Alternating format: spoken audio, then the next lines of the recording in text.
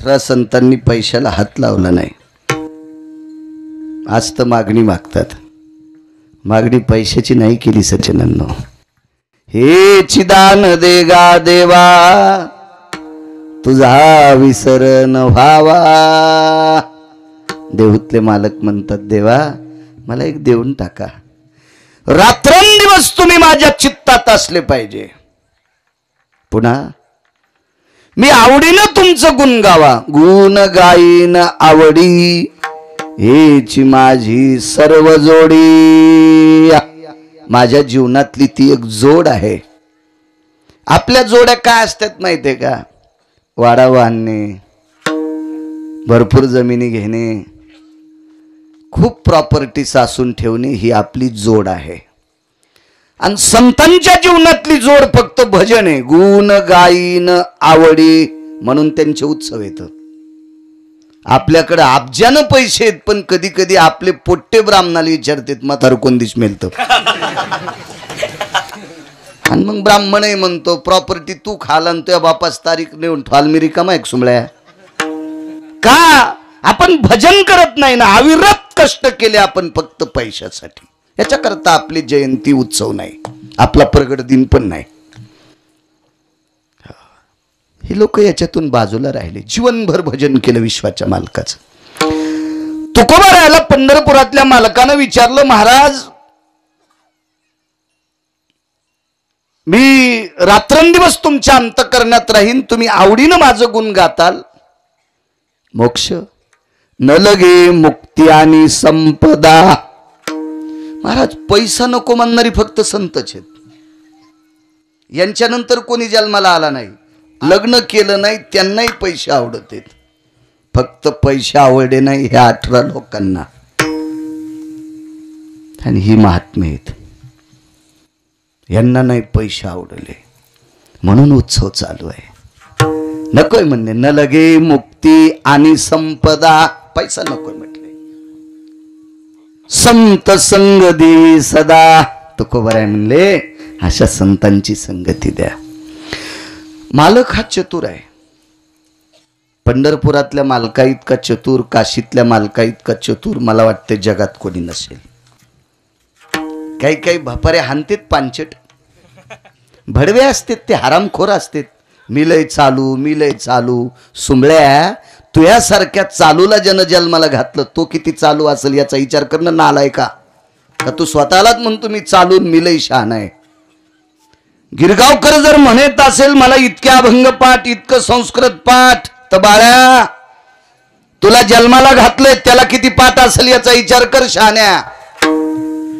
विचारलं तुकोबा राहायला मी नित्य तुमच्या ध्यानात राहील. गोड साऊंड सिस्टीम आहे, थोडासा वाढवा. तुम्ही आवडीनं माझं भजन कराल, मी तुम्हाला संतांची संगती देईल. पण ह्या गोष्टी प्राप्त करण्यासाठी तुम्हाला मानवी शरीर अत्यंत गरजेचं आहे. तुकोबा राय म्हणले हो, मी माणूस झाल्याशिवाय मला संतांची सेवा करणार नाही, भजन करणार नाही. मसड कशी भजन म्हणीन बुवा, शेळी कशी भजन म्हणीन, तिला काजू बी खाऊ घाला. बर तुम्हाला एक सांगू का, संसार सगळ्या देहात करता येतो. संसार गाईला करता येतो, म्हशीला करता येतो, शेळीला करता येतो, कोंबडीला पण 32 पिले होते, डुकरीनीला सुद्धा 22 होते. मी काय त्याचा डॉक्टर नाही, पण पाहिले वळवळ करताना पशु पक्षाला संसार करता येते. भजन फक्त मानवी देहातच करता येते. विठाला विठाला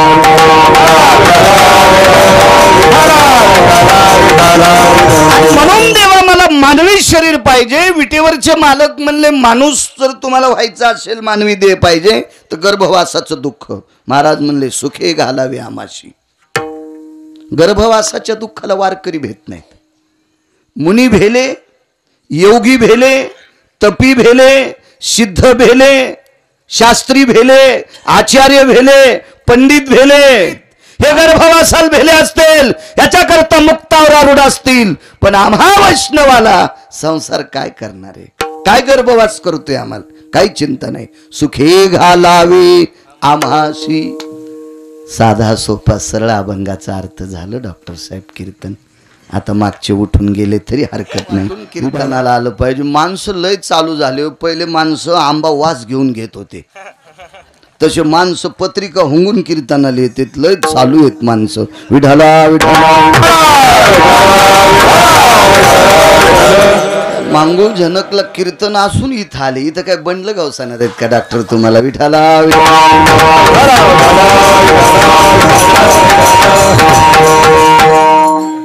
श्रद्धा आहे, आवड आहे.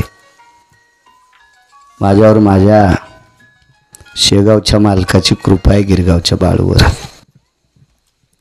मोठ्या श्रद्धेने, मोठ्या अट्टहासाने, मोठ्या असीम प्रयत्नाने चालत असलेला हा ज्ञानयज्ञ, या परमपावन ज्ञानयज्ञात आजचं मागणीपर प्रकरणातील कीर्तन आजच्या कीर्तनकारांनी मागणीपर अभंग घ्यावा. पहिल्या दिवशीच्या कीर्तनकाराने रूपावर आणि नामावर बोलावं. हो, गोळ्या संपल्यासारखे कीर्तन नाही केले पाहिजे. आणि तुम्ही पण आशेंचेच कीर्तन ठोत जाण. तुम्हाला बी लय पैशात जोर आलाय. विठाला विठाला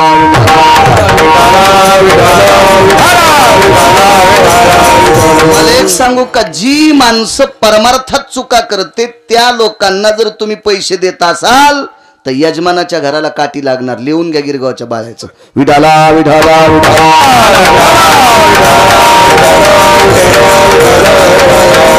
बापानं कमवलेली संपत्ती पोरानं जर चुकीच्या मार्गाने खर्चिली प्रकाशराव तर बापाला राग येतोय. बेट्या 72च्या दुष्काळात एक टाइम भाकर खाल्ली रे, तुझ्यासाठी जमीन कमवून ठेवलेली हरामखोरा. तो बायकोच्या गन पावडर साठी 4 एकर जमीन इकली. किती राग येत असेल बापाला. तर पंढरपुरातल्या मालकाला सुद्धा किती राग येत असेल परमार्थ चुकीचा केल्यावर. लक्षात घ्या सरनाईक बुवा, याचा फटका महाराजाला तर अर्धा आहेच भडव्याला, पण त्याला आणणाऱ्या यजमानाला सुद्धा अर्धा आहे. विठाला विठाला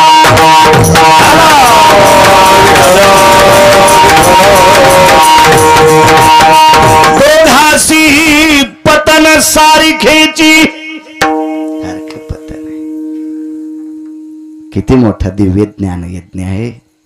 माझ्या सद्गुरू गजानन बाबांचा हा प्रगट उत्सव आहे. मी नको म्हणत होतो डॉक्टर साहेबांना. नको म्हणजे मला फार आवडतात गजानन बाबा, पण तिकडे जळकोटला कथा चालू होती आणि दूर यायचा प्रसंग होता. आपण वेळेत पोचतो न पोचतो त्याच्यामुळं नको आपल्या नावाला कलंक लागणं. 22.5 वर्षात आतापर्यंत कोणी म्हणलं नाही पंकज गिरगावकर गैरहजर राहिला, असं नाही. आणि मालकानं तशी कृपा केली शेगावच्या, अजून आपत्ती येऊ दिली नाही. चला, डॉक्टर साहेबांचा खूप आग्रह होता. भुतेकर परिवार तुमच्या वतीने डॉक्टर साहेब खूप सारखे संपर्क करत होते. मी त्यांच्या कदरात फोन बंद करून टाकला. ड्रायव्हरला ताण द्याला त्याने. वा, मोठ्या परिवारानं आज गिरगावकराला या ठिकाणी आणलंय. तो भुतेकर परिवार आहे. तुमच्यासारख्या सात्विक सदाचारी पुण्यशील परिवारामुळे मला या मालकाचं दर्शन झालं. महाराज, विश्वात खूप संस्थान असतील, मी स्पष्ट बोलणारा माणूस आहे. मला काय भीती वाटत नाही. भीती कशाची वाटते? भीती कोणाला राग आल्यावर कोणी कीर्तन घेणार नाही, पाकिट देणार नाही. नका एवढी चुलीत जाय म्हणून सुंबळ्या तू. मला पंढरपुरातल्या मालकान पाईप द्यायला पैशाचा. मी नाही भंगिऱ्याच्या अंडरविलीत होतो. काय गरज आहे त्याच्याहून? काय करायचं त्या कुटाने? बायको एकच आहे, लेकरं 2 आहेत आणि हाऊत भरून चाललाय. कशाला ताण घ्यायचं सर? नाही बुवा, कशामुळे चिंता करायची? मोठ्या श्रद्धेने चालत असलेला उत्सव. किती मोठे गजानन बाबा सांगू तुम्हाला. माझ्या ज्ञानोबराय तुकोबरायच्या नंतर जर वारकरी संप्रदायाचं काम कोण समाधीतून करीत असेल तर शेगाव पंढरी करते.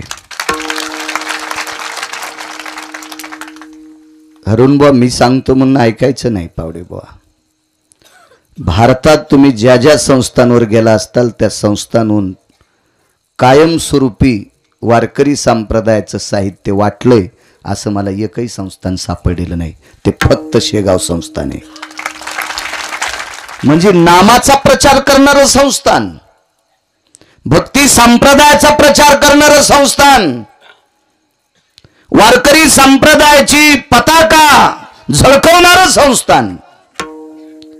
पखवाज असेल, टाळ असेल, विना असेल, बसायच्या सतरंजी सगट नियोजन. आज बाकीचे तर काम फार आहेत, वैद्यकीय क्षेत्रात आहे, आमकं ती यादी मी दर 3 महिन्याला जात असतो. आदरणीय नागरे सर असतील, डॉक्टर हुशे साहेब असतील, आपलं जायभाई साहेब असतील, आणि आम्ही दर 3 महिन्याला वारी करत असतो. मी काय पायी करत नाही, पण करतो वारी. माझ्या अंतःकरणातलं संस्थान येते. ज्ञानोबराय तुकोबरायच्या नंतर भक्ती संप्रदायाचा प्रचार सद्गुरू गजानन बाबा करतात. अशा परम पावन साधूचं, देवमान्य विटेवरच्या मालकाच्या अंतःकरणातलं दैवत सद्गुरू गजानन महाराज, त्यांचा हा प्रगट उत्सव आहे. आणि या उत्सवात या भोतेकर परिवारानं किती थाटो, प्रकाशराव दिवे लावले, फटाके वाजले. माझ्या लग्नात एक नाही बॉम्ब वाजला, कारण त्यावेळेला बॉम्ब वाजवायसारखी माई लायकीच नव्हती ना. बारीकसा होता गिरगावकर. आता काय 150 क्विंटलाचा थोडा झालाय, पण किती सन्मान, किती आदर. केवढ्या रथात आणलं. मला घोडी पण नव्हती लग्नात वरातील बसायला, मी नंतर घेतली शेतीत जायला. प्रकाशराव माहीत चांगली घेतली मग, पण लग्नात नव्हती. हो, पोरीच्या बापाला हा रथ आणण्यासाठी किती बेजार व्हावं लागत असेल. त्या परिवारानं तो रथही आणला. किती आतिषबाजी. महाराज ही सगळी आपली जर चोजले कोण पुरीत असेल तर माहिती आहे का, महाराज ही संत पुरवतात, ही संत पुरवतात, ही संत. अशा या भोतेकर परिवाराला पुनश्च धन्यवाद देतो. आदरणीय मंगळ जनकचे डॉक्टर ठाकरे साहेब सतत संपर्क करत होते, त्यांना धन्यवाद. अश्विनी ट्रेडिंग कंपनीचे सर्व आदरणीय प्रकाशरावजी विडकर आलेले आहेत. परिसरात ते सोडत नाहीत कीर्तन, त्यांनाही धन्यवाद. बाळासाहेब त्यांच्यासोबत आले, त्यांना धन्यवाद. केनोडून पंकज भैया आलाय, त्याला धन्यवाद. वाकोडकर नाही आले का, त्यांनाही धन्यवाद. पंचकृषीतून आलेली सर्व श्रोते जनार्दन, तुम्हा श्रोत्यांच्या चरणी गिरगावकराचा नाक घासून प्रणाम. कारण दुकानदाराचा देव गिऱ्हाईक असतो आणि वक्त्याचा देव श्रोता असतो. ज्यांच्या मुखारविंदातून श्रीमद भागवत कथा, कृष्णचरित्र आपण श्रवण केलं, असे हरिभक्ती परायण परम श्रद्धे केदारनाथ महाराज सरनाईक, त्यांनाही प्रणाम करतो. महाराष्ट्राच्या मातीमध्ये मृदंग क्षेत्रामध्ये नाविन्य कमवणारं वैकुंठवासी गुरुवर्य पूज्यश्री वैकुंठवासी सुभाषजी गुरुजी, अशा परम पावन मृदंग क्षेत्रातल्या नाविन्यपूर्ण रत्नाच्या तालमीत वाढलेलं पिल्लू आदरणीय अरुण महाराज कदम, प्रभुत्व हे मृदंगावरचं. माझ्या ज्ञानोबराय तुकोबरायची त्यांच्यावर कृपा झाली. महाराष्ट्राच्या मातीमध्ये कितीतरी विद्यार्थ्यांना ते घडवतात. असं रत्न आदरणीय अरुण महाराज या ठिकाणी, त्यांनाही प्रणाम करतो. गायन क्षेत्रातली बुलंद तोफ आदरणीय पावडे महाराज आहेत, त्यांच्या तोडीस तोड आदरणीय काय नाव महादेव महाराज आहेत, महाराजांना सुद्धा प्रणाम. इनेकरी बाबा चोपदारापासून इकडे या संस्थेच्या विद्यार्थ्यापर्यंत मस्तक माझा पायावरी या वारकरी संतांच्या. साऊंड सिस्टीमवाल्यांना धन्यवाद, कॅमेऱ्यावाल्यांनाही धन्यवाद. नीट काशी करी जा आमची कधी कधी. महाराष्ट्रात एकटाच येतं तुम्हाला लावू देतो, बाकी तर सगळे फेकाफेकीच करते. काही लावू देते तर त्याचे सौतल असतात. आपल्याला काय करायचं, सौतल हे तर नाही, तर ते कुठून आलं, हेच आपलं बारीकसं. मोबाईल घ्यायला पैसे आहेत मला, त्याचा विषय नाही. पण 90 वर्ष लुगडं घातलं म्हातारपणी कशाला गाऊन घालू आता. विठाला विठाला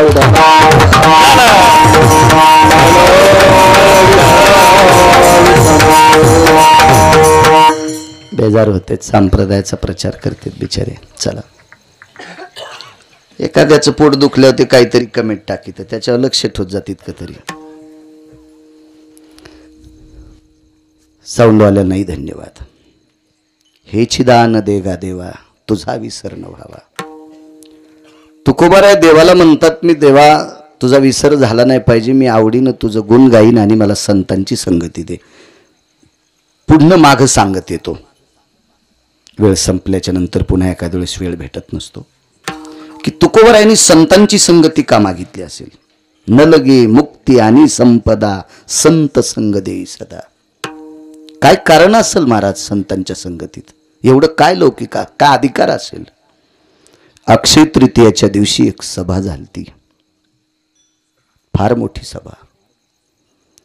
त्या सभेतले वक्ते होते लोकमान्य टिळक. तो दिवस होता, अक्षय तृतीयाची तिथी होती. 3.5 मुहूर्तापैकी एक मुहूर्त अक्षय तृतीया आहे.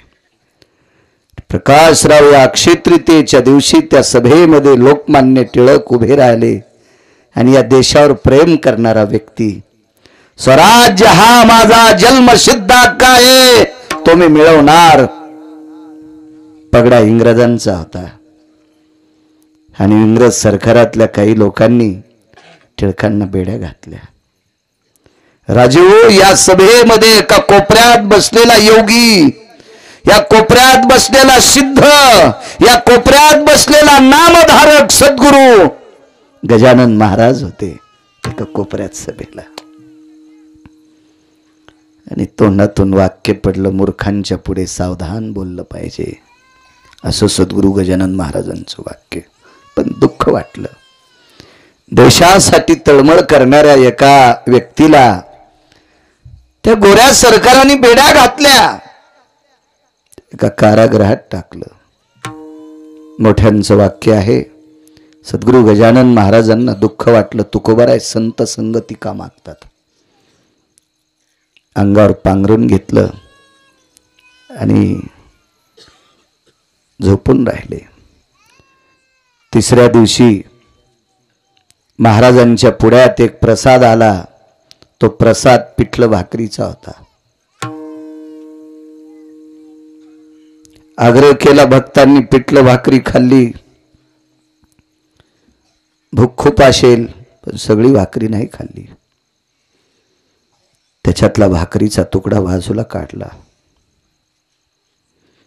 त्याच्यावर ते पिठलं ठेवलं, पानात गुंडाळलं आणि त्या पानात एक चिठ्ठी लिहून ठेवली आणि सेवकांना सांगितलं, अरे जा कारागृहामध्ये लोकमान्यांना हे प्रसाद नेऊन द्या. त्या चिठ्ठीवर लिहिलं तर, देशासाठी तळमळ करतोस, धर्मासाठी तळमळ करतोस, या मायभूमीसाठी तळमळ करतोस, पण बोलल्यामुळे या चुकीच्या लोकांनी तुला कैद केले. लक्षात ठेव, आहे ती तळमळ चालू ठेव. चंद्र सूर्य येतोपर्यंत तुझं नाव जिवंत राहील. आणि कारागृहात गीता रहस्य ग्रंथ लिहिला. आशीर्वाद कोणाचा होता? सद्गुरू गजानन महाराजांचा. म्हणून संत संग दे सदा. संतांच्या संगतीत इतकी मोठी ताकद आहे. चला, गुण गायीन आवडी. माझ्या देहूतले मालक विटेवरच्या मालकाला म्हणतात, प्रभू मी आवडीनं तुमचं गुण गाईल. कलम 124 होती. लोकमान्य टिळकांना अटक केलेली कलम 124 होती. 124. बघा तुम्ही ग्रंथ, लक्षात येईल तुमच्या.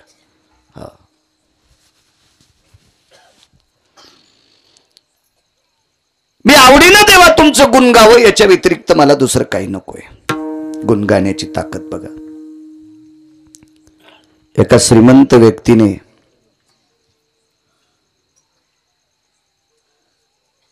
चुकीचं बोललोय, एका व्यक्तीने एका श्रीमंताचं गुण गायलं. मोठ्या लोकांची स्तुती केल्यावर ते 4-2 रुपये खिशात घालीतच असतात, कारण त्यांची कमाईच तशी भंगिरी असती ना, त्याला कोणी मानित नाही. याच्याकरता स्तुती केल्याच्या नंतर त्यांना वाटतं आपली स्तुती करायला, याच्याकरता त्याच्या खिशात पैसे घालीत होते. मोठा माणूस होता तो, फार प्रचंड संपत्ती होती त्याच्याकडे. आणि एवढी स्तुती, एवढी स्तुती, एवढी स्तुती, इतकी संपत्ती दिली त्या श्रीमंताने, इतकी संपत्ती दिली की स्तुती करणाऱ्याच्या बायकोच्या पदराला हिरे होते. मी फार 1-2 वेळेस श्रीमंताच्या अंगठीत पाहिला, पण साडीला हिरे लावलेली बाई मी अजून नाही पाहिली. बोतेकर अजून नाही बघितली, अजून नाही. काय वैभव असेल त्या बाईचं. नवऱ्याने एका राजाची स्तुती करावं, इथं तर संप्रदाय निषेध करतोय. ऐका पंडित जन तुमचे वंदितो चरण, नका करू नरस्तुती, माझी परिसावी विनंती. संप्रदायातल्या लोकांनी माणसाची स्तुती करायची नाही, निंदा अथवा स्तुती करावी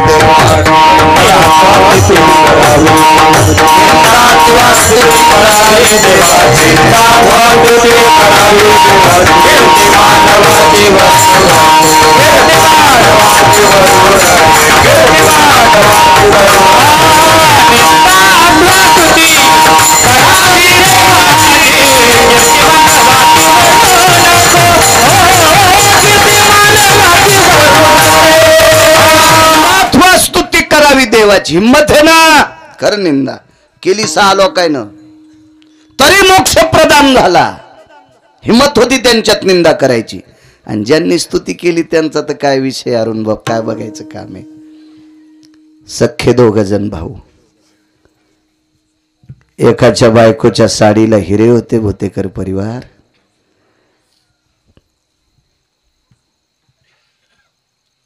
त्या अर्थी तो स्तुती करणाऱ्याच्या अंगावर कपडे किती भारीचे असतील विचार करा. त्याच्या भावाला पूजे करता बोलिलं. भजन्या होता भाऊ. परिस्थिती नाजूक असल्यामुळे कोणी पूजेलाही सांगत नव्हतं. पण पूजेला गेल्यावर पूजेचे वाटीभर तांदूळ भेटत होते. सुपारी ठेवलेला अधिष्ठान, वरुणाच्या खालचे तांदूळ, गटाच्या खालचे तांदूळ. धर्मपत्नीनं सांगितलं, मालक जा ना पूजेला, जा, तुम्हाला बोलवलंय. मालकानं पत्नीला सांगितलं, प्रिय पूजेला जायला काय हरकत नाही ग, मोठ्या माणसाच्या घरची पूजा आहे आणि मांडीवर धोत्र फाटलेलं आहे. मांडीवर धोत्र फाटलेलं आहे, कसं जाऊ? मोठी माणसं आहेत, ती प्रतिष्ठित माणसं आहेत. त्यांच्या घरच्या माय मावल्या महिला लेकी बाई, धोत्र फाटलंय ग, कशी पूजा करू? बघा 2 टोक, एक टोक भाऊजाईच्या पदराला हिरेत. तिचा नवरा राजाची स्तुती करीत होता आणि एका भावाला धोत्र नेसायला नाही, तो पंढरपुरातल्या मालकाची स्तुती करीत होता. पंढरपुरातल्या मालकाची. त्या भावानं सांगितलं, दादा ऐक माझं, तू कर रे राजाची स्तुती. नाही म्हणला, मरेल रे मरेल, पण स्तुती पंढरपुरातल्या मालकाचीच करीन, मी नाही करणार आयरे गैरेची स्तुती. भाऊ सांगून थकला, भाऊ ऐकत नव्हते. त्या श्रीमंत भावाला या भावाची थोडीफार दया येत होती. शेवटच्या टप्प्यात बायकोल म्हणला, तू तुझ्या जावाला माझ्या वहिनीला राजी कर, वहिनी सांगत्याल दादाला तुम्ही राजाची स्तुती करा. गेली आणि मोठी जाऊ होती. ताई, आता ही वयानं जरी मोठी असेल तर ती पैशानं मोठी असल्यामुळे ही तिला जी म्हणत होती. कारण सात्विक विचाराची माणसं वात्रट बोलत नसतात, वात्रट बोलत नसतात, ती अधिकारी लोक असतात, अधिकारी लोक असतात.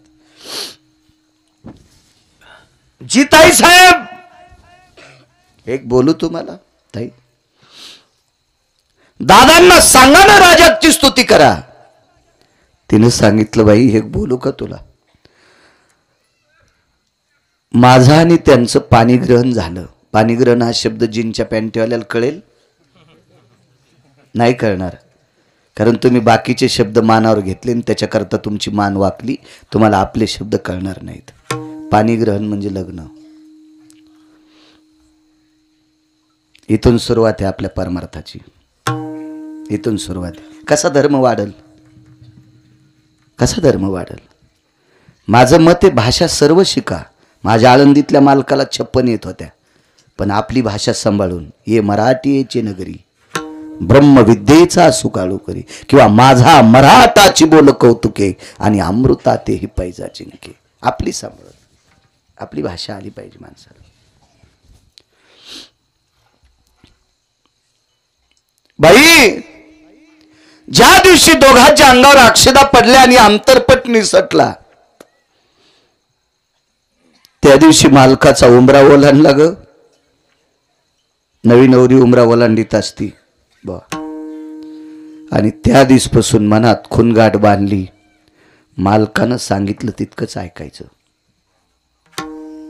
नवऱ्यानं जितकं सांगितलं तितकंच ऐकायचं, याच्या व्यतिरिक्त तिलाची टकटक लावायची नाही. हे त्या दिवशी ठरवलं ग बाई, मी आता म्हणू शकत नाही मालकाला याची स्तुती कर त्याची स्तुती कर. तिनं कपाळावर हात आणला, निघून गेली. फटकं नशीब म्हणजे तुमचं, असू दे म्हणे बाई, काय हरकत नाही. ज्या दिवशी जाऊ असा टोला मारून गेली त्याच दिवशी एक प्रसंग घडला. भागवतात गोड प्रसंग केदार बुवा. रात्रीचे 11 11:30 वाजले आणि लेकरू जवळ आलं, मांडीवर मान टाकली, सांगितलं आई काही जेवण्यासाठी आहे. काही नव्हतं, काही नव्हतं. मिठाचा खडा पाण्यात बुडीला आणि लेकराच्या ओठावून फिरिला. खारट पाणी चाटून चाटून पोरं झोपले.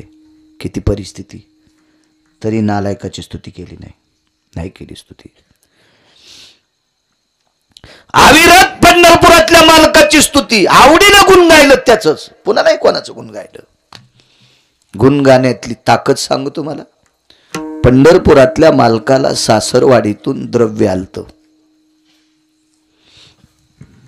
इथं कोणाला सासरवाडीतून आला असेल तर तितक्या उड्या आणू नका, ते ऐकल्यावर तुमच्या उड्या बंद होत्या. मी स्पष्ट बोलतो ना. आले असेल कोणाला 4-2 एकर वावर आला असेल, कोणाला एखादा 10-5 लाख आले असतील, हे ऐका ना किती आले. तर डॉक्टर 21 क्विंटल 78 किलो 44 तोळे सोनं देणारा मनी सासरवाडीतून आलता रोजचं. माय काय गोळ्या संपल्या नाही, माय काय डोक्यावर परिणाम नाही, मी वाचून सांगतो. पावे पुराणी विचारोनी, हे वर्णन कोणी केलं माहितीये? वैकुंठवासी माधव महाराज मगर सुरजखेडकरांनी. वारकरी संप्रदायातले आधारीव रत्न, त्यांची वाणी सांगतोय तुम्हाला. एवढं सोनं आलं, इतकं सोनं आलं, इतकं सोनं. तर तो मालक आहे पंढरपुरातला, त्या मालकाने पहिला मणी काशीला पाठीला. काशीला श्रुतीनं प्रश्न केलता अक्रूराला, का रे म्हणे अक्रूर, पंढरपुरातल्या मालकानी द्वारकाधीश कृष्ण परमात्म्याने विठोबारायानी त्यांच्या सासरवाडीतून सत्रजितानं दिलेला मणी सत्यभामे सोबत आलता. ह्याच्यासाठी बऱ्यापैकी वाद असेल, तो भागवतात बघा, लक्षात येईल, हे सांगतील तुम्हाला. आता संपलं ना आजचं, पण पुढच्या वर्षी पुन्हा पाहू ना. मी पुढचा हुक टाकून फालो.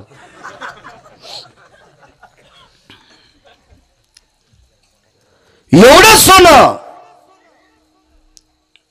श्रुतीने प्रश्न केला, काशीला का पाठीला असेल म्हणे. तर अक्रूरानं सांगितलं, हे श्रुती माते, माझ्या पंढरपुरातल्या मालकाला माहित होतं, त्यांची भजन परंपरा ही काशीतल्या मालकाने सुरू केली. भजन कोणी केले माहिती? काशीतल्या मालकाने. अगोदर नव्हतं. अरुण दादा, हा पकवास सुद्धा काशीतल्या मालकानेच आरक्षित केला. मृदंग काशीतल्या मालकाच्या आवडीचं वाद्य. हो. आणि मग पकवाज वाजवायला काशीतल्या मालकाने इंद्राला बोलिलं आणि त्या पकवादावर ते भजन म्हणायचे. त्यांच्या सोबत नारद आणि तुंबर आले.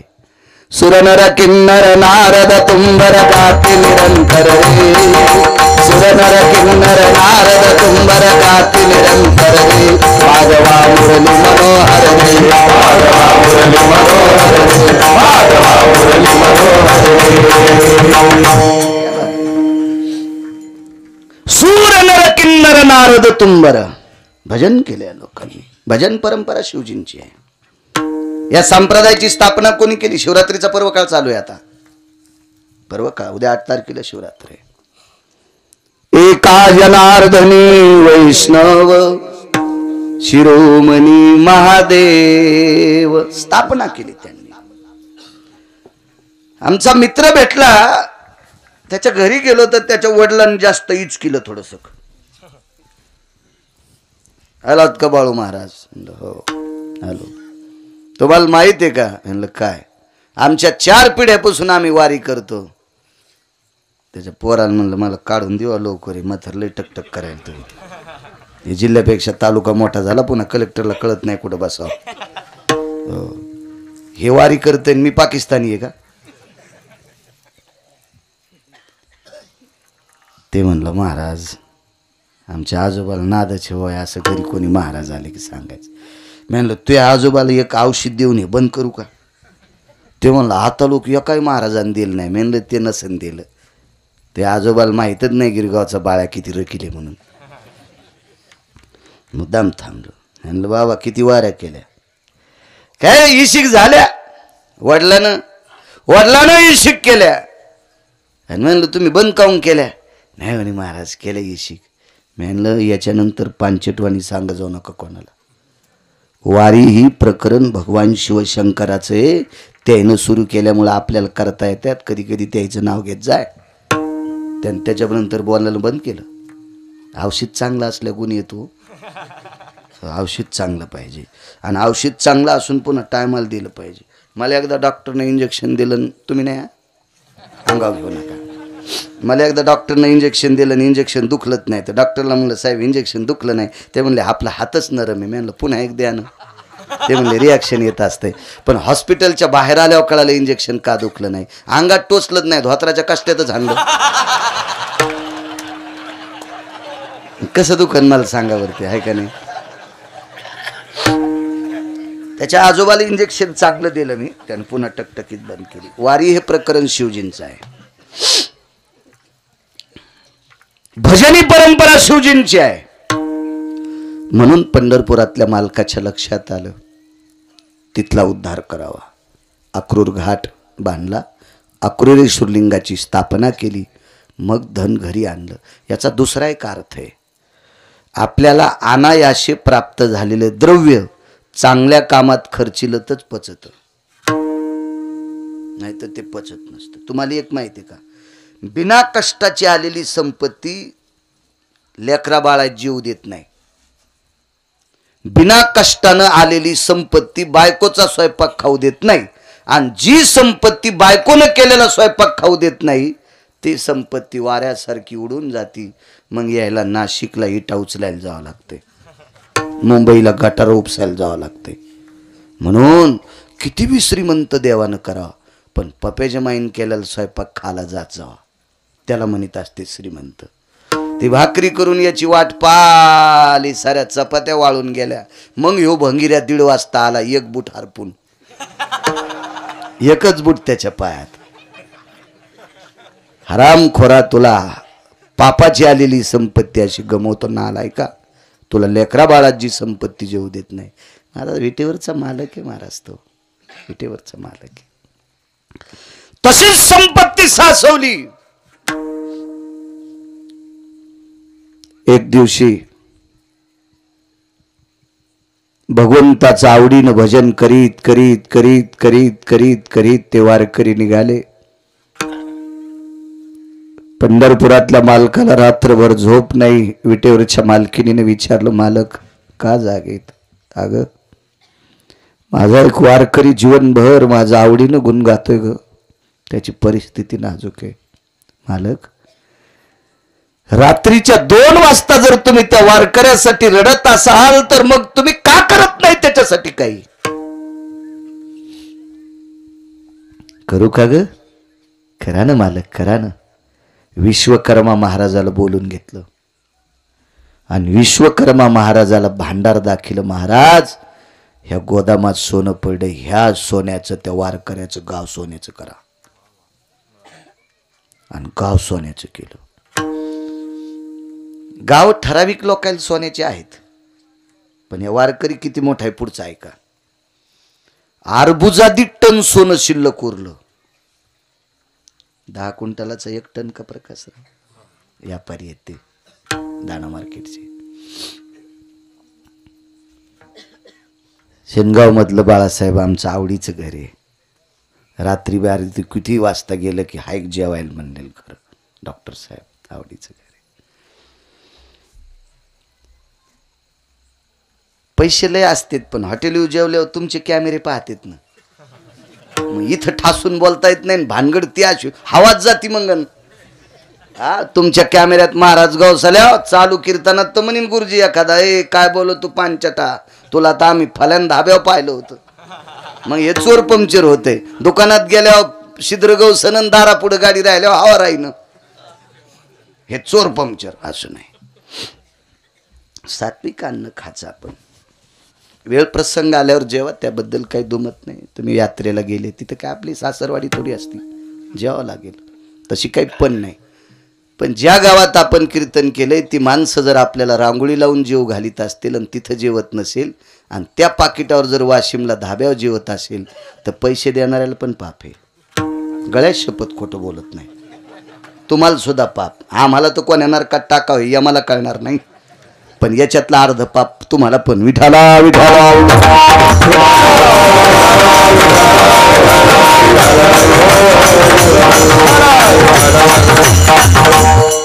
अर्बुजादी टन सोनं उरलं. काय करायचं? मसनवाटा सोन्याचा करा. मसनवाटा सोन्याचा. रावणाला गाव सोन्याचं मसनवाटा मातुड्याचा. महाराज कुबेराला गाव सोन्याचं मसनवाटा मातुड्याचा. इंद्राला गाव सोन्याचं माणसं मरतच नाही म्हणून मसनवाट्यात समन नाही. पुण्य संपल्यावर लाद घालते ते खाली येतं पुन्हा सोयाबीन कापायला. येऊ लागती माघारी मृत्यू लोका. पुण्य संपलं की बँकेत कोणाला किंमत आहे? ज्याच्या खात्यावर पैसे त्याला का मोठी गाडी घेऊन जाणाऱ्याला? ज्याच्या खात्यावर पैसे ते बिना बुटाचा बी जाऊ द्या तरी मॅनेजर म्हणते या काका या या या या काका या. आणि अंगठ्यान ब्रासलेटन लॉकेटन सोन्याचा करदुडान आणि गाडी 70-80 लाखाची एक सोमळ्या गेला. मॅनेजरनं त्याच्याकडे पाहिलं पण नाही. हो. आणि एक मथारा आलं शेतातून बनेलीच होतं. नातीला दवाखान्यात नेलं तर सिजर झालं. 50-50 हजार पाहिजे होते. तसंच उसाल पाणी भरून आलं. बुट पाय भरलेले. बुट कशाचे? घोट्या पस्तोर पाय भरलेले. मॅनेजरनं पाहिल्याबरोबर खुर्ची सोडी. काय काका 50-50 हजार पाहिजे. बरं ती कुंचली पानली लिहिली. मथाऱ्याचा अंगठा घेतला. कॅशियरला म्हणला इकडे येऊन पैसे दे. आणि पुन्हा मथाऱ्याला सांगितलं रस्त्यात गाडी उभी करू नका. मोटरसायकल त्याच्या नातवाला सांगितलं चोट्टे हाणतील. संधीशी दवाखान्या लोक गाडी दी. जिथं सून भरती करेल तिथं. त्याची सून जिथं भरती करेल तिथपर्यंत.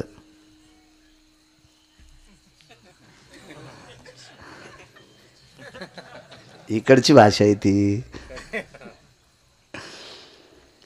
आणि हे 80 लाखाच्या गाडीवालं इतकं पेटलं. ते म्हणलं फाटक्या कपड्याचं मथारा आलं त्याला लगे रस्त्यानं गाडी उभी करू नको. दवाखान्यापासून सरळ जाण. जवळ आणून पैसे दिले. माय अंगावत एखाद्या कोटी रुपयाचं सोनं आहे. ते म्हणले साहेब आपल्याला काही पैसे नाही. म्हणले पॅनल्टी लागू लागू तुमचं खातं 0 झालंय. तू मोठ्या गाडीत आला सुंबळ्या पण तुझ्या खात्यावर रुपड्या नाही ना. तसं वरी इंद्राच्या अमरपुरीत राहण्यासाठी खात्यावर पुण्य लागते. पुण्य आणि पुण्य संपलं की लाथ आणतीत का. हा इतक्या जोरात की पुन्हा कोण्याच दवाखान्यात ऑपरेशन होत नाही. त्या कमराचं काढून देतात म्हणून मसनवाटा नाही. पण वार करायला गाव सोन्याचं मसनवाटा पण सोन्याचा. ते कोणाला दिसत नाही. माणसं लय नंबरी झाले हो.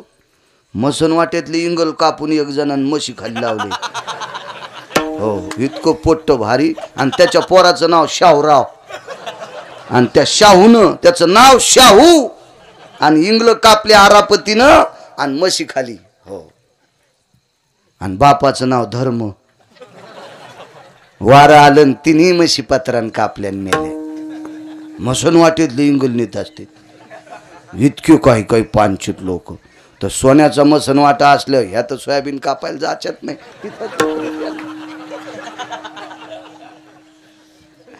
मसनवाट्या सगळं सोन्याचं. दृष्टांत संपला. माझ्या देहूतल्या मालकांनी तुकोबारायला विचारलं देवा. हा पुन्हा सांगतो ऐका ऐका. ज्याच्या बायकोच्या साडीला हिरे होते का? हिरे होते ना. ती सुदामदेवाची भाऊजई होती. आणि ते सुत्तीचा नवरा सुदामदेवाचा भाऊ. मग ज्याची स्तुती करीत होती ते केदार बुवा मेलन, ते त्याचा जीव गेल्याचा निमित्त झालं आणि ते मेलं, सारी संपत्ती त्याची लुटली, यालाही लुटलं. मग हे न याची बायको कुठं बसले माहिती आहे का?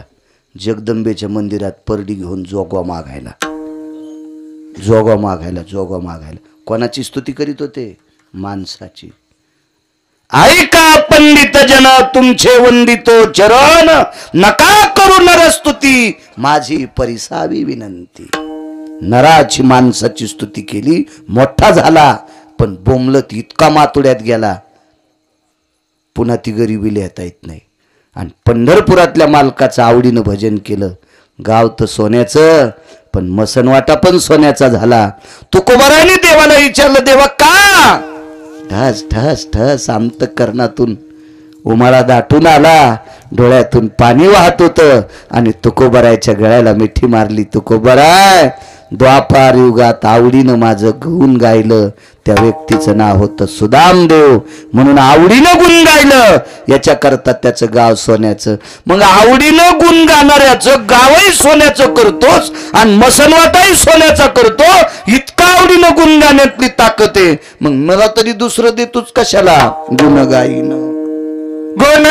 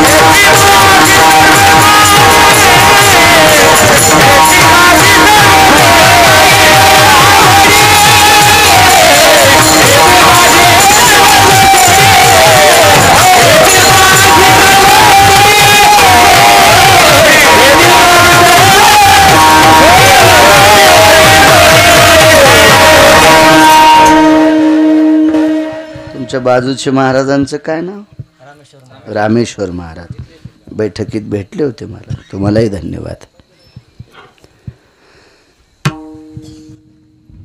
आवडीनं गुण गायलं सुदामदेवानं. पृथ्वीवर जितके देश असतील, या सर्व देशात जर गाव सोन्याचं कोणाला भेटलं असेल तर अगोदर वार करायला तो वारकरी सुदामदेव. महाराज दोन देवायचं गुण गाचं, काशीतल्या मालकाचं आणि पंढरीतल्या मालकाचं. उपास सुद्धा मर्यादित धरायचे. प्रदोष असेल, सोमवार असेल, एकादशी असेल आणि 5 पर्वण्या येतात. त्याच्यापैकी महाशिवरात्रीची एक पर्वणी आहे. उत्तम उत्तम शिवरात्री 5 पर्वण्या आणि हे 24, 29 आणि अर्ध उपवास सोमवार आणि प्रदोष. हे पुराणानं दाखवून दिलेली उपवास. यायले नादे लवंगावर मंगळवार धरी ती, लवंगावर मंगळवार आणि खडी साखरेच्या खड्यावर बुधवार.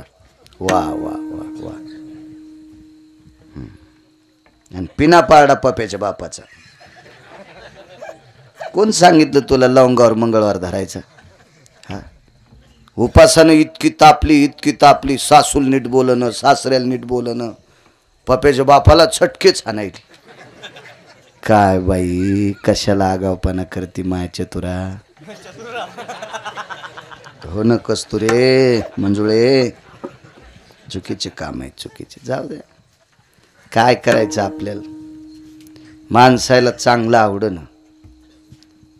या महाराष्ट्रात कोणतंही दुकान टाका, त्याचं काही दिवस चलतं. आणि भंगिऱ्या दुकानाचा नाद दारू पाहायचं यायला लागला. एखाद्यानं म्हणावं बाई हो मनी घरात याची पूजा केली की पैसे देतोय. ते पप्याच्या बापाच्या पाया पडायची नाही, पण मण्याला दुधानं आंघोळ घाली. आमच्या घरी एक जणांनी मनी द्याला. दारातून चाललं होतं टेम्पो, 2-4 फोटो गिटो त्याच्या त्या टेम्पोत. कोणी म्हणलं असेल महाराजाचं घर आहे. गव्हाचं खळं झालेलं होतं. भरपूर पोते होते गव्हाचे पडलेले. शेती चांगली आहे मला, म्हणून तर इतका रगीलपणानं बोलतो. इकडे बंद झाल्यावर निघले तिकडं. मग डॉक्टर साहेब ते दारात आल्याबरोबर थांबले गेमले. आमच्या पोरायच्या माईला वाटलं याला 4-5 पायल्या गहू, आपलं 4-5 किलो गहू देऊन टाका. दिले गहू. ते 4-5 किलो गहू दिल्यावर त्यानं लक्षात घेतलं गडे बाई भावनिक आहे, त्यानं मनी द्याला. म्हणले बाई ह्या मनीची पूजा केल्यावर पैसे लय येतात. घेतला ते मनी. जाईच ना, तिला वाटलं जी थैली उशिली का ती थैली याच्या बोकांडीवर घाला. देऊन टाकलं ती 50 किलोची थैली. ते खुश झालं. आता शेतकरी मी एकच, बाकी सगळे नोकरीवाले. नोकरीवाल्याच्या बायका वरच्या मजल्यावर राहतात. कोणी मागायला आला की ते म्हणतात सुतक पडे. सुतक. हो, वर्षानुवर्ष कोण भावकीतलं मरत काय माहिती. सुतक पडलं म्हणजे सुतक. आणि पुन्हा त्याच्या घरी जायला असं सरळ जाता येत नाही. प्रकाशराव ती बेल वाजवावं लागती. मी गेलो एका नोकरीवाल्याच्या घरी. आपल्याला शिक्षण कमी, बेल कळालीत नाही. मी धडधड दररोज अक्कल आहे का तुला. आणि मग म्हणले भाई आपण महाराज येत की काय. मी म्हणलं हो, आधी घासलेट टाकून फुकी तिनं, आता लोणीला येते वय. येतो म्हणलं मी. हे पैशा शिकलेले लोक असे असतात. नोकरीवाल्याच्या बायका लय चालू. किती चालू सांगू तुम्हाला. त्या सासू सासरे त्याला आवडत नाही. 2च तोंडन खिचडीन बोंड. गुरुजी अंगाव घेऊ नका, मी तुम्हाला म्हणत नाही. ज्याच्या चालू आहेत त्याला लागन, आहे का नाही. मग रेडीमेड कपड्याचं दुकान आहे. ज्याच्या अंगाला शर्ट येईन त्यानं घालायचं. हो, मी काय इथं बसलेले पंकज म्हणत नाही. हा, आरशाला कोण भेटय माहितीये का तुम्हाला. आरशाला कोण भेटय.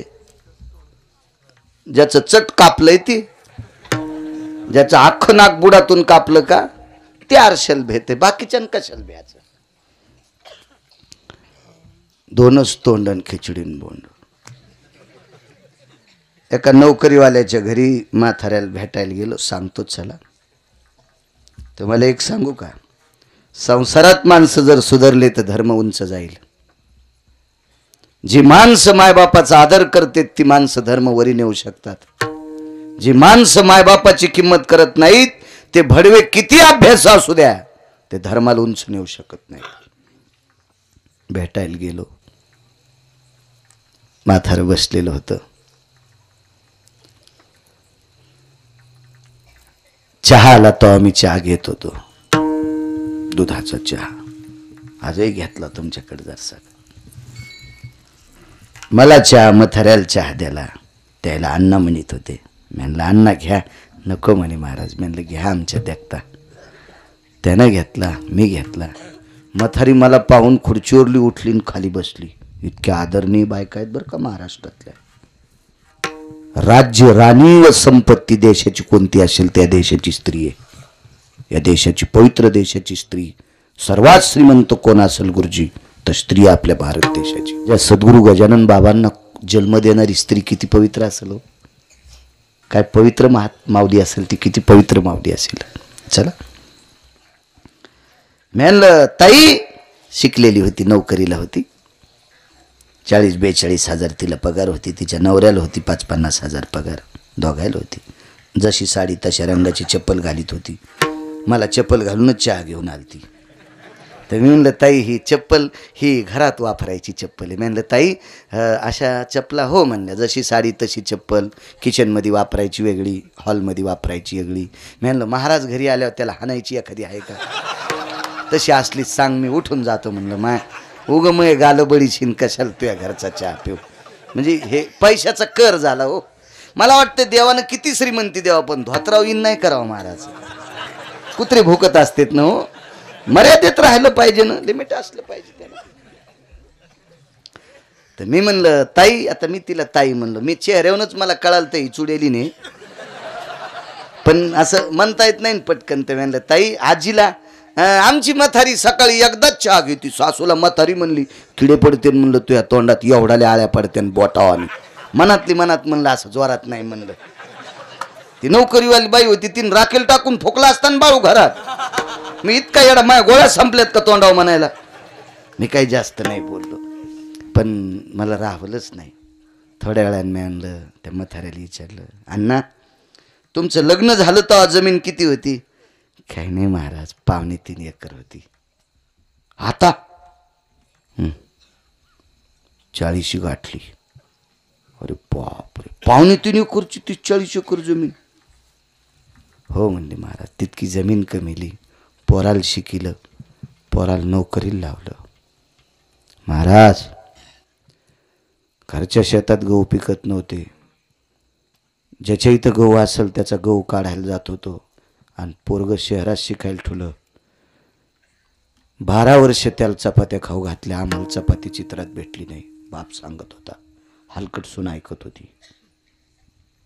2.25 एकर जमीनची 40 एकर केली. कशी केली? काही नाही महाराज, घरच्या शेतात काम करीत होतो. आणि 5-25 खेड्यात माझ्यासारखी वळही कोणाला रस्ता येत नव्हती. तुमच्याकडे कडब्याच्या वळीला सुडी म्हणतात का? गंज सुडी. माझ्यासारखी सुडी कोणाला रस्ता येत नव्हती. आणि सुड्या रचल्यावर ज्वारी भेटायची. अरुण बुवा 50, 60, 70 पोते ज्वारी व्हायची. प्रकाशराव तुमच्यासारख्या आडतीवर इकायची. तिथंच पैसे ठेवायचे. सासले कोणी म्हणलं जमीन घ्या की विकत घ्यायची. 40 एकर जमीन घेतली. म्हातारीला बाजूला बसलेल्या म्हातारीला म्हणलं, आजीबाई तुम्ही काय केलं? काही नाही म्हणे महाराज, 2.25 एकर जमीन होती. लग्न झाल्यावर घरच्या शेतात सकाळी मालकाला 6:30 वाजता डब्बा करून द्यायचे. 6:30 वाजता डब्बा. आणि घरच्या शेतात 7 वाजता खुरपं घेऊन जात होते. 7 ते 10, सकाळचे 7 ते 10 घरच्या शेतात खुरपीत होते. आणि 10च्या नंतर रोजानं दुसऱ्याच्या शेतात खुरपीत होते. मालकाच्या खांद्याला खांदा लावून संसार केला. त्या सुनाल म्हणलं, बाई तू माणूस आहेस का भूतेस का राक्षसी नेस तू? पाहती का यांचं जीवन? सुड्या रस्त्यानं किती बोट कापले असतील कडव्यानं. त्या बाईनं घरच्या शेतात काम करून लोकांच्या शेतात निंदलंय. आणि म्हणून ही 40 एकर जमीन नवऱ्याला नोकरी लागली म्हणून तो याला हार घातलास. याच्यानंतर जर सासूला म्हातारी म्हणशील तर तू केस पिकायच्या आधीच झोपीत मरशील. देव तुला म्हातारं होत देणार नाही. ज्या सुनाला म्हातारं व्हायचंय तिनं सासूला म्हातारी म्हणायची नाही. तुमच्या चपला सगळं पाया पडतो. सासूला आत्या म्हणा, सासूला बाई म्हणा, सासूला माय म्हणा. का म्हातारी म्हणता?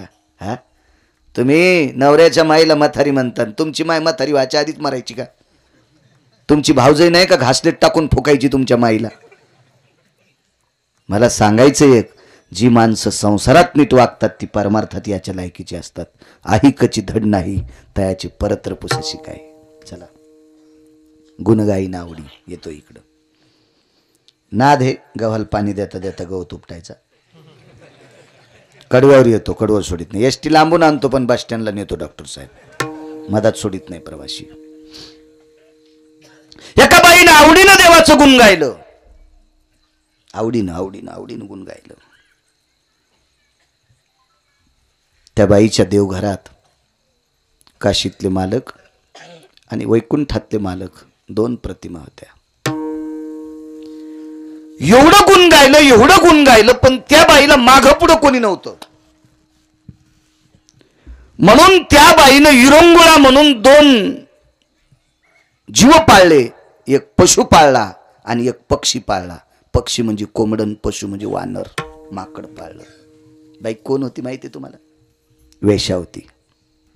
वेश्या, नाव सांगता येईल तिचं?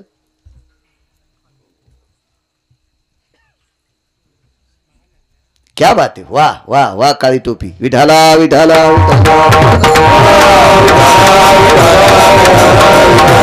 बाईचं नाव आहे महानंदा. महाराज वेश्या आहे, वेश्या वेश्या आहे. ज्या दिवशी तिच्या त्या व्यवसायामध्ये एखादा पुरुष तिला प्राप्त होत नाही, ती अख्खी रात्र तिनं भजनात घालायची, अख्खी रात्र भजनात. आणि तिनं भजन म्हणत असताना दोन जीवानं नाचायचं, कोंबड्यानं नाचायचं आणि माकडानं नाचायचं. आवडीनं गुण गाण्याची ताकद सांगतो. पर्वकाळ शिवरात्रीचा चालू आहे. वारकरी संप्रदायाचा दंड के समय जाना समय जाना. वारीचा प्रसंग आला असेल तर वारीचं महत्व कीर्तनात 10 मिनिटं सांगायचं. कोणता अभंग घ्या. हो, संतांच्या पुण्यतिथ्या आल्या असत्याल, जयंत्या आल्या असत्याल, पुण्यतिथ्या असत्याल, जयंत्या असत्याल, त्यावेळेला जर प्रकरण असतील, अभंग कुठला घ्या. श्राद्धाचं कीर्तन असू द्या, पण 5 मिनिटं संतावर बोला. ह्या पर्व काळात प्रगट दिनाच्या उत्सव सोहळ्यामध्ये ह्या 8 दिवसात एखाद्याच्या 13वीचं जरी कीर्तन असलं तरी 5 मिनिटं तरी सद्गुरू गजानन बाबावर बोलायचं. त्याला संप्रदायातलं वक्ता म्हणतात. समय जाना समय जाना. शिवरात्रीचं पर्व काळ आहे. रोज कीर्तनकाराने 5-10 मिनिटं कवत नाही, पण शिवजीवर बोलायचं. तो समय. जीवनभर भजन केलं, विरंगुळा म्हणून 2 जीव पाळले. काय माकड नाचायचं महाराज अरुण बुवा, काय माकड नाचायचं बावडे बुवा, एवढं माकड नाचायचं. आणि कधी कधी त्या कोंबड्याच्या पायाला नख असतात ना, नाचून नाचून नाचून त्याची नख अशी तुटायची, त्या जमिनीवर रक्ताचे थेंब पडायचे. पण भजन बंद होईपर्यंत कोंबडं नाचणं बंद करीत नव्हतं. चांगल्याच्या संगतीतलं होतं ना कोंबडं, ते चांगल्याच्या संगतीतलं भजन करणारे. बाई वेश्या होती, वाक्य नीट ऐका. वारांगण आहे, वेश्या आहे, पण तत्व होतं तिच्या जीवनामध्ये. तुम्हाला एक माहिती आहे का? खाटकाच्या पाया पडताना का करा बरं हातवरी, कोणी खाटकाच्या पाया पडतं कोणी नाही. का पडत नाहीत? त्याचा व्यवसाय काय तोडायचा आहे? मांस. पण एकच खाटीक तर तो जन्माला आला. त्या खाटकाचं नाव आहे सज्जन नावाचा खाटीक. सज्जन नावाचा खाटीक. तो पंढरपुरातला मालक त्याला मांस विकू लागला. हो, मांस विकू लागला.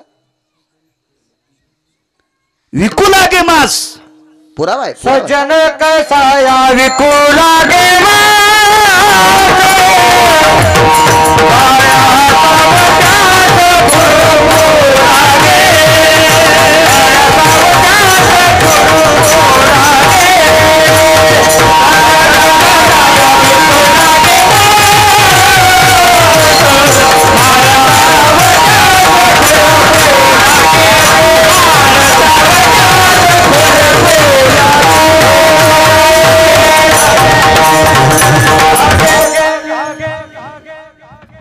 भजन करायचा नाद, पण धंदा मासाचा.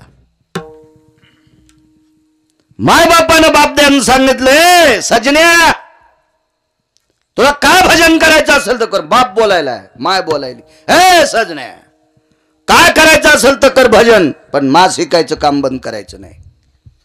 काय ताकीद हो. प्रकाशराव भजनाच्या नादात किलोभर मागितलं त्याला 2 किलो द्यायचं. ज्यानं अर्धा किलो मागितलं त्याला 3 किलो द्यायचं. संसार मातीत जाईन ना. आणि भजन करणारा खाटीक याचा संसार मातीत जाऊ नये म्हणून पंढरपुरातला मालक त्याच्या तराजूतलं माप झाला. माप गुरुची माप, माप झालं माप. कोणता दगड पंकज? शाळीमार दगड. माप झाला माप महाराज. आणि ज्यानं जितके पैसे दिले तितकंच मापाच्या बस तेवढंच माप होत होता. म्हणून सजन कसा ऐकू लागे मास. भजन करणारी लोक होती महाराज, भजन करणारी. म्हणजे एखाद्याला शंका येईल, वेश्याबाई आणि तिचं वर्णन बाळू महाराज करतात, खाटकाईत की बेकार आहे का? होय. त्याला जर पंढरपुरातला मालक तत्वानं वागत असेल, किंमत देतोय, तर तिची काय कथा आहे? अजून एक पुरावा सांगतो तुम्हाला. 35च्या आतल्या यायला सांगतो. टोल नाक्यावर टाळ्या वाजणाऱ्याला तुम्ही किती किंमत देता? इमानदारीने सांगा, तुम्हाला एकूण एकाची शपथ आहे. हा, अरे पैसे देता रे बापा, किंमत सन्मान करता का?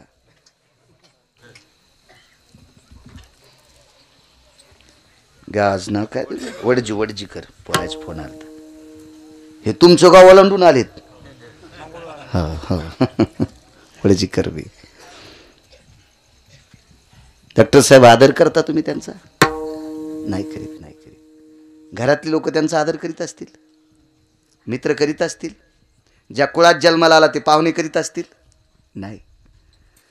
पण एका वारकऱ्याचं ऐकून, त्याला कोणत्या पंथातले म्हणते? तृतीय पंथी. या तृतीय पंथातला 22 वर्षाचा एक तरुण एका निष्ठावंत वारकऱ्याच्या पायावर डोकं टेकलं, आपली व्यथा सांगितली. त्या वारकऱ्याने सांगितलं, चल एकदा पंढरपूरला.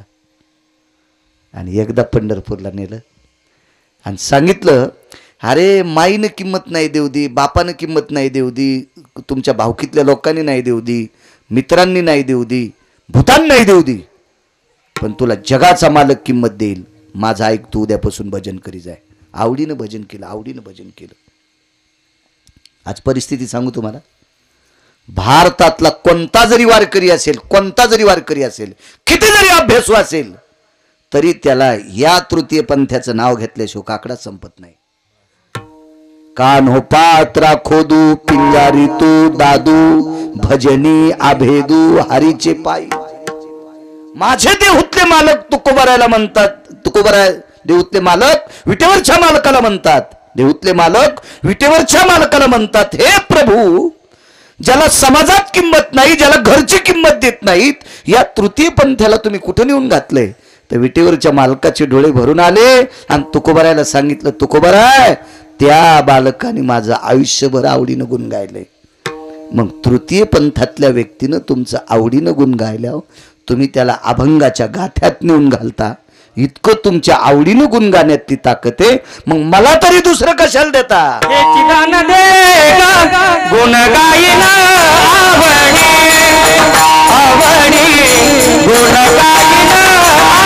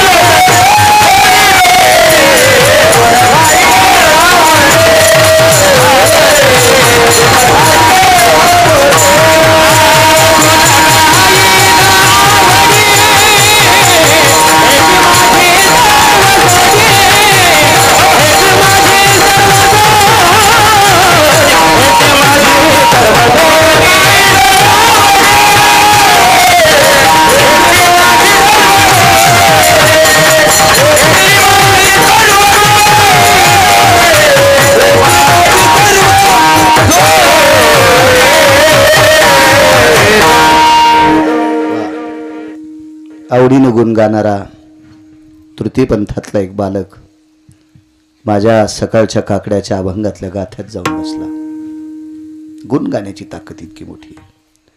म्हणून मला याच्याकरता सांगायचंय की देवाचं गुण गाण्यासाठी जातीचा संबंध नाही, देवाचं भजन करण्यासाठी गरिबी श्रीमंतीचा संबंध नाही, कुठल्याही जातीचा असू द्या. त्यांना आवडीनं देवाचं गुण गावा. विटेवरचा मालक, काशीतला मालक त्यांना हृदयात ठेवतो. त्यांना आवडीनं गुण गावा. बघा ती वेश्या होती, जीवनभर विटेवरच्या मालकाचं, काशीतल्या मालकाचं भजन केलं, सारखं गुण गायलं.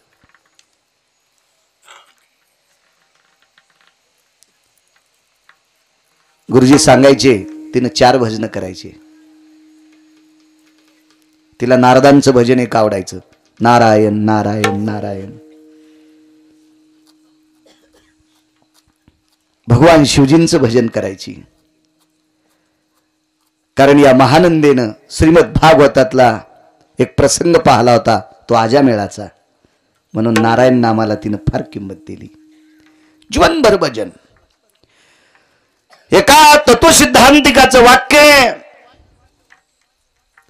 शेवटच्या टप्प्यात सौंदर्य कमी झालं नाही, महानंदेचं सौंदर्य कमी झालं नाही, पण ज्या घरामध्ये भजन गायलं त्या घरातून एखादा नराधम स्वतःच्या कामाची तृप्ती करण्याकरता तिच्या घरात प्रवेश केला आणि त्या घरातलं वातावरण बघितल्याच्या नंतर त्याचा काम संपत होता आणि महानंदीला नमस्कार करून वापस येत होता. ताकद कशाची असेल महाराज? कशाची ताकद असेल? भजनाची ताकद आहे. विश्वाच्या नामे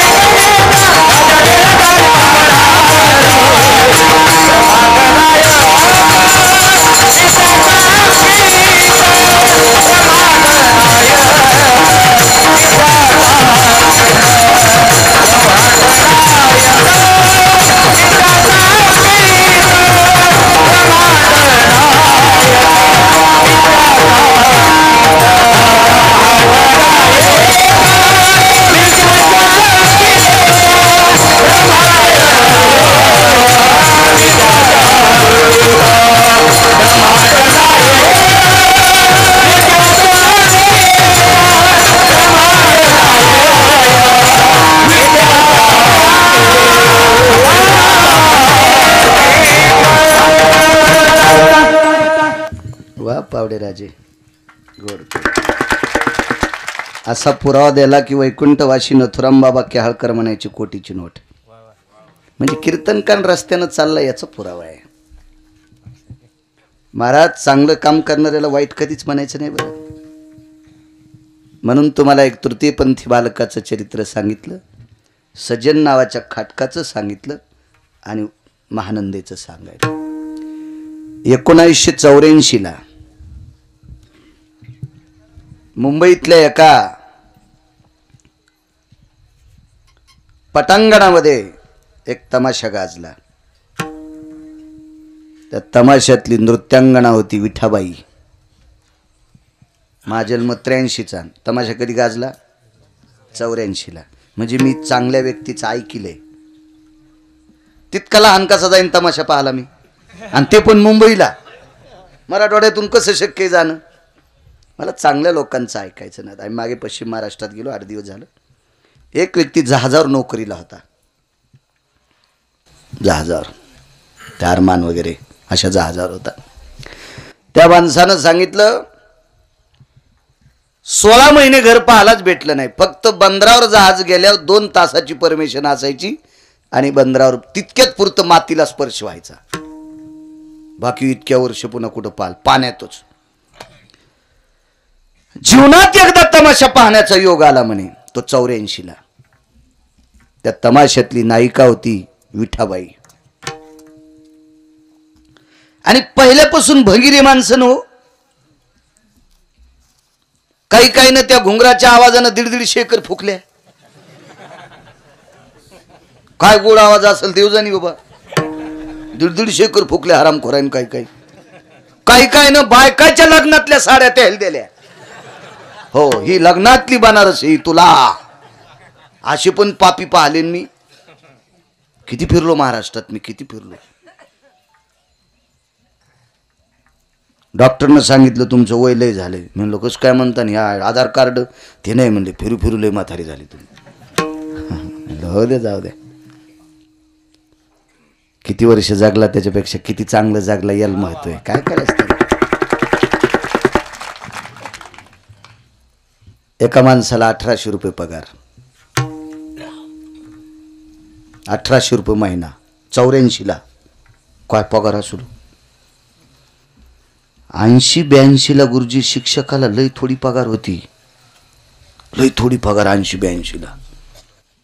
हो, तो बघा 1800 पगार म्हणजे काय खूप पगार झाली. 1800 रुपये पगार आणि गाणं रंगात आलं विठाबाईचं. आणि त्यानं पाकिट काढून वरी केलं. हात पुढं केला आणि तिनं पाकिट घेतलं. पाकिट उघडलं. 9 नोटा 100-100च्या. हात केल्याबरोबर तमाशा बंद. कोणाला वाईट म्हणायचं नाही याच्यावर सांगतोय. क्षेत्र कुठलंही असू द्या, प्रत्येक क्षेत्रात सात्विक माणसं जन्माला आले. प्रत्येक क्षेत्रात. कोण रे म्हणे. अरे तुरच वरी वरी बोललो. याला वाटलं वा वा इतक्या लोकांत आपली बहाली. पगार काय तुला. 1800 रुपये. 900 काय झाले. गेले म्हणले खाण्यापिण्यात. लेकर सासरवाडीत राहतील. 84ला विठाबाई नावाच्या लोकनाट्यात काम करणाऱ्या, लोकनाट्यात नृत्य करणाऱ्या बाईनं कडेल दिशी गालात आणली. हरामखोरा म्हणे भडव्या.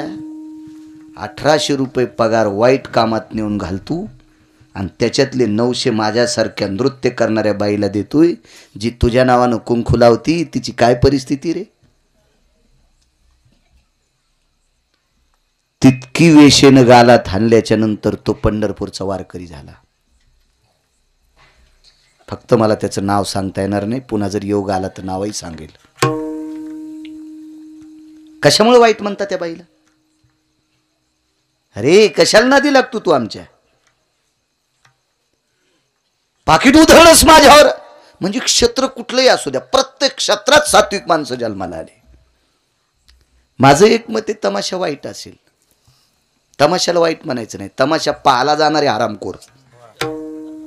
तमाशाला सज्जन कसायाचा धंदा वाईट असेल. तुम्ही का जाता त्याच्या धंद्यावर. तुम्ही कशाला जाता पिशू घेऊन. तुम्ही आरामखोर आहेत.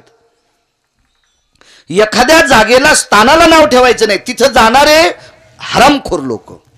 मी गोव्याला कीर्तनाला गेलो तर गोव्याला आपल्याच कडच्या गंध लावणाऱ्याचे पोरं मला दिसले आखुड्याच्या डेवर.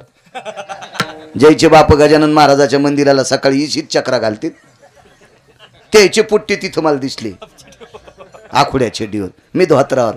ते म्हणले महाराज धोत्रावर समुद्र कस काय. म्हणलं याच्यात माशा गुत्त्यांका.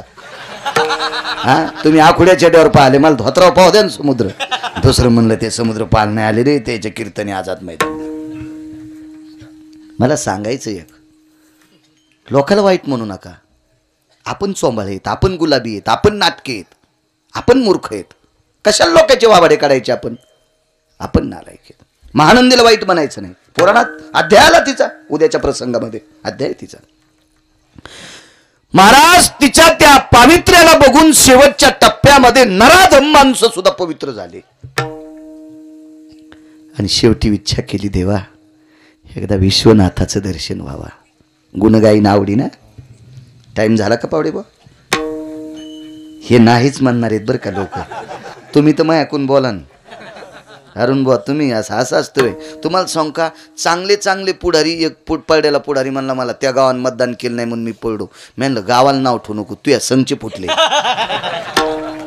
संघचे कार्यकर्ते फुटले की पुढारी पडत असते. तर तसं मला वाजू नका ना तुम्ही. विठाला विठाला. मी ज्या ठिकाणची भाकरी खातो त्या ठिकाणी उद्या सकाळी प्रगट उत्सवाचं कीर्तन आणि ऋषीपंचमीचं कीर्तन जवळजवळ 8-9 वर्षापासून करतो मी शेलूला. उद्याच्या भागवत जिथं चालू आहे त्यांना विनंती केली, म्हणलं माफ करा थोडं उशिरा भागवत सुरू करू, ती सेवा मला करू द्या. आणि मी इकडं सेवा म्हणलो नाही बरं का, प्राप्त प्रसंगी निवडलेला अभंग. सेवेकरता म्हणत नाही. सेवेकरता निवडलेला अभंग त्या कीर्तनकारांनी म्हणावा, त्यानं नारळ नाही घेतलं पाहिजे. यम हानीन ना महाराज, इतकं हानीन, इंचभर जागा ठेवणार नाही लाल करायची. हा, ती मात्र ओरिजिनल सेवा तिथली. चला नंतर मग जळकोट जायचे. काय पायी नाही जायचं, काय ताण घ्यायचं त्याला. इच्छा केली एकदा विश्वनाथाचं दर्शन व्हावं. जावं कसं, जावं कसं. मी वेश्या आहे, समाजात नाव थोडं बदनाम झालेले, कसं जावं.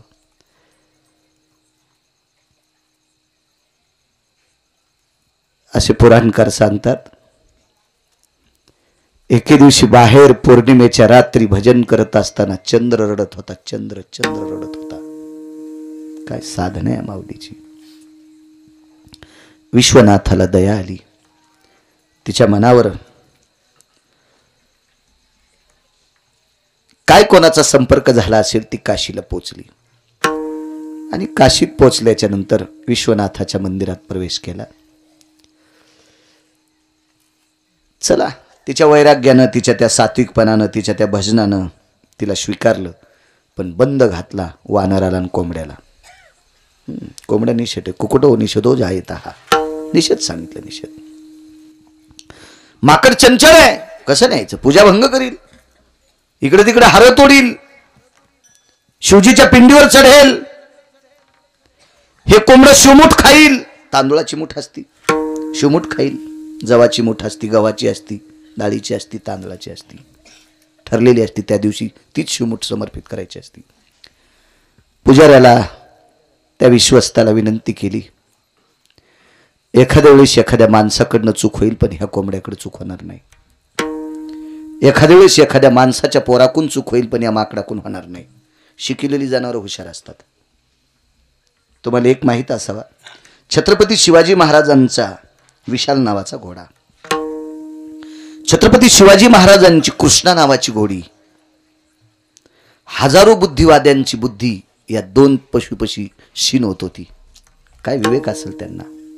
महाराणा प्रतापाचा चेतक नावांचा घोडा. महाराज कानात सांगावा, रे मायभूमीला घेऊन जाय, छाती फुटून घोडं मरतय आणि राजाला मायभूमीला आणतंय. काय घोडा असेल होतो. कधी कधी माणसांची लेकरं भंगिरी येतं, शिकवलेले पशु भंगिरी नसते. रयतेचे राजा छत्रपती शिवाजी महाराजांच्या सानिध्यात एक कुत्र वाढलं. त्या कुत्र्याचं नाव होतं वाघ्या नावाचं कुत्र. आज त्याचं इतिहासात नाव आहे. का वागलं चांगलं, वागलं चांगलं. सद्गुरू चातुर्मासी महाराजांकडे पंढरपूरला कुत्र होतं. या कुत्र्यानं पंचांगकर्त्याचा वाद मिटिला. एका पंचांगकर्त्यानं आजची एकादश टाकली आणि एकानं उद्याची टाकली. धारावा कोणती. प्रतिष्ठित वारकरी पंढरपूरला गेले. चातुर्मासी महाराजाला विचारलं एकादशी कोणती धरावा, तर ते घरी नव्हते. त्यांच्या नौकरांनी सांगितलं आमचे मालक पंचांग बघून एकादशी धरीत नाहीत. ज्या दिवशी आमचं कुत्र भाकरी खात नाही त्या दिवशी एकादशी धरतात. काय राजो, अधिकाऱ्यांच्या सानिध्यात पशु नीट होता. तुम्हाला एक माहिती आहे चरित्र, विजय चरित्रामध्ये, गजानन विजयामध्ये खट्याळ घोडं सुद्धा नीट केलं. खट्याळ घोडं, खट्याळ घोडं. काय ताकद महाराज या लोकांच्या सानिध्यात. का अख्खं जीवन नामामध्ये समर्पित केली लोक होती. अख्खं जीवन भजनात समर्पित केलं. म्हातारण म्हातारी कीर्तनाला निघाली आणि कुत्रं पाळलं होतं. गेटला कुलूप लावलं आणि कुत्र्याला सांगितलं टब्या इथंच थांब पाय. कीर्तनाहून म्हातारी वापस जाऊस तर गेट मध्येच कुत्र. पण पोरानं मागच्या खिडकीतून सोयाबीन इकले 3 थैली. पोरानं 3 थैल्या सोयाबीन मागच्या खिडकीतून कंपाऊंडच्या पलीकडे टाकली. हे रे कुत्र चांगलं का पोरग चांगलं रे आहे का नाही? अशा हरामखोर पोरायसाठी संपत्ती तरी कशाला कमवायची आहे का नाही? काय काही काही पशु होते, काय पशु होते, कितीतरी सांगता येतील तुम्हाला, कितीतरी. आणि वाचत जा चांगल्यांचे चरित्र. तिने सांगितलं एखाद्या वेळेस तात्विक माणूस चूक करीन, परमार्थिक चूक करीन. आणि करीत नाहीत का परमार्थिक चुका? तुम्हाला किती दाखवायची भजन करणारी तंबाखू खाणार, मग चूक नाही तर काय आहे ती? ज्ञानोबा तुकोबारांनी सांगितली का? खाऊनी तंबाखू करावे भजन, लावूनी चुना वाचावी ज्ञानेश्वरी. चुका करीत नाहीत का आम्ही? आमची इथे एक भागवतकार बोलले गिरगावला, अरुण बुवा. मी गावाकडे गेलो भागवत ऐकायला. तर भागवतात इंटरव्ह्यू झाली. तर म्हणलं कसं काय इंटरव्ह्यू झाली? तर महाराज स्टेजच्या मागे जाऊन बिडी वडीत होते. अरे मी म्हणलं अख्ख्या गिरगावाला नरकात घालीन ना तुम्ही याचं भागवत ऐकायले. हे स्टेजच्या मागे जाऊन बिडी वाढायला अख्खा मंडप जाळायचा हो आरामखोर. काय चुकलं मग आनंदेचं? अरे परमार्थातले चुका करतील, पण मग माकडन कोंबडं चूक करीत नाही. बाईल विश्वास होता, हो विश्वास होता, विश्वास होता. जिनच्या पॅन्टीवाल्याला एक चपराक सांगतोय. तुमच्याकडे जेवारे पेवाट ठेवत होते का अगोदर? हो पहिलंच, पहिलं, आता नाही. फक्त जुन्या माणसाला जिनच्या पॅन्टीवाल्याला पत्ता नाही.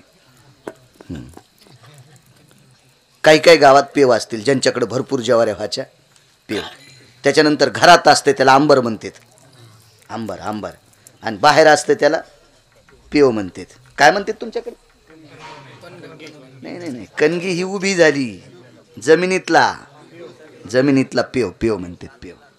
हा चला बस झाला आता पेव.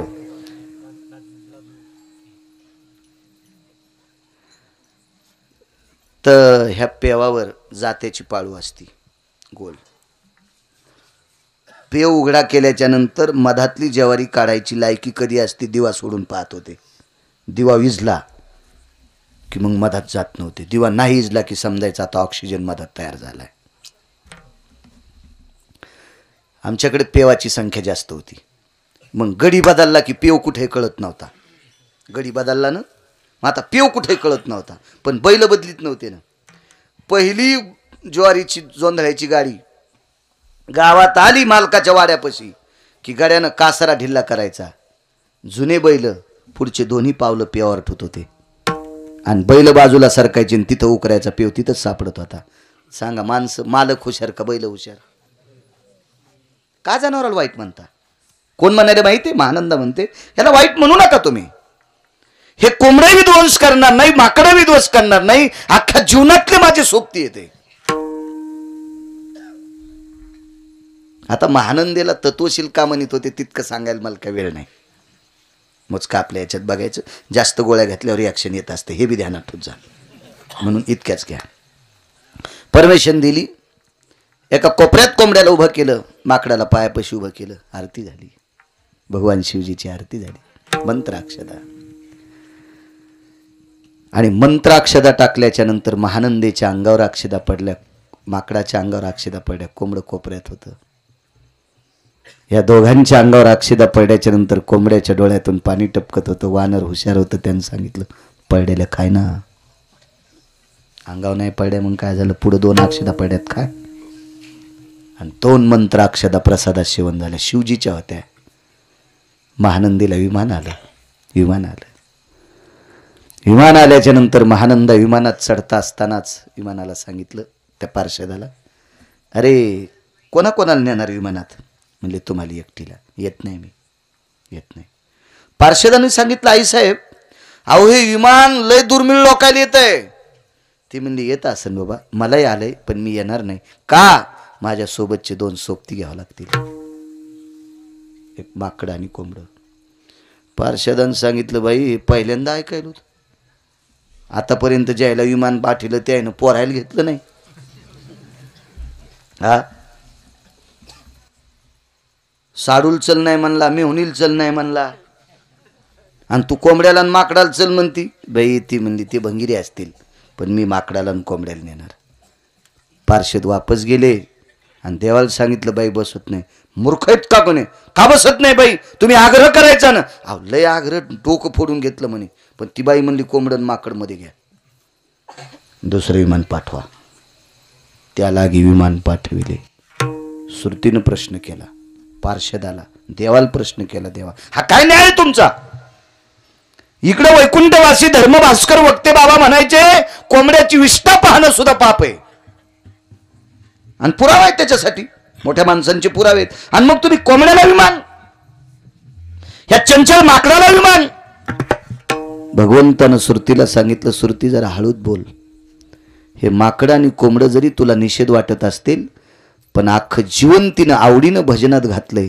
अशा बाईच्या सानिध्यातले होते म्हणून यांना खाली ठेवता आलं नाही.